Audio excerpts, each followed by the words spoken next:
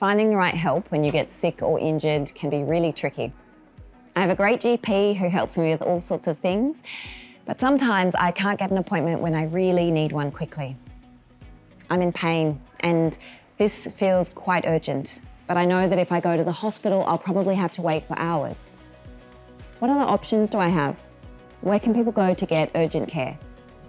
If you have a life-threatening emergency, then absolutely you need to go to hospital. So if you're having a significant breathing problem or bleeding problem, chest pain or maybe weakness, please attend your local emergency department immediately or call 000. However, if you don't think you need to go to an emergency department or you're not quite sure but you have a health issue and you really feel like you need urgent medical attention, you can call us at the Victorian Virtual Emergency Department and we can direct you to the most appropriate port of call for care. The Victorian Virtual Emergency Department can assist in non-life-threatening emergencies and connect you through to speak with a medical practitioner. You can access us from anywhere on your smart device from the comfort of your own lounge, basically. Log on and be seen by one of our health professionals in a timely fashion. And what sort of things do they treat? The Victorian Virtual ED can see you with any health problem if it's not life or limb threatening. We treat all manner of things. We see children with fevers, mild head injuries. We see people with coughs and colds, with gastro, so lots of vomiting. Maybe you need some medication to help stop that vomiting. We see urinary tract infections, early pregnancy complications. The list is numerous. What's important is that we're there for you 24/7. And if you're not quite sure where you can get care from, contact us and we can help direct you. In many instances, we can treat you at home and keep you at home. How do I access the Virtual Emergency Department?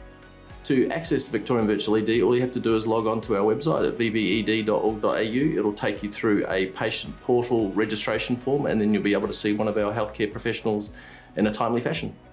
Is a Virtual Emergency Department available in languages other than English? Absolutely. So we offer out our registration form in 22 different languages and we have 24/7 access to interpreter services so that everyone can access the Victorian Virtual ED.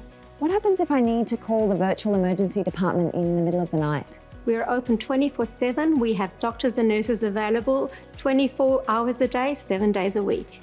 Do I need a Medicare card? You don't need a Medicare card to access the Victorian Virtual Emergency Department. What about if it's not a life-threatening situation, but I still need to see someone quickly? Are there other options? You can see a doctor or a nurse at a priority primary care centre. These are free and they're close to many major hospitals. What sort of things do they treat? We see people with minor burns, sprains, lacerations, minor bleeding, just to name a few. It's for something urgent, something that can't wait a few days. So if it can wait a few days, we'd ask you to try to see a GP. But if not, like you're in a lot of pain, then contact us. And we can also help you sort out where the right place to go is over the phone usually as well. What happens if I need an X-ray or a blood test? If you need an X-ray or blood test, we can do that on site or nearby. What happens if the patient doesn't speak English? If you don't speak English, we can arrange a free interpreter for you. Do you need to book or can you just walk in? You can phone or book an appointment online or you can just walk in. Care is free, even if you don't have a Medicare card. Can I come after hours and on weekends? We're open up to 16 hours a day, 7 days a week. When should I go to my usual doctor instead? If you need care for an ongoing issue or a repeat prescription, see your usual GP. For your usual GP, you go to the things you usually go to your GP for, your preventative healthcare checks, your pap smears, your immunisations, your problems that can wait a little while, and regular scripts like blood pressure and illnesses that have been going on for a while that obviously aren't life-threatening or super urgent. And what happens if I choose the wrong option? We work closely with our local hospital, so if you need to be there instead of here, we'll get you there safely. Wow, I've learned so much.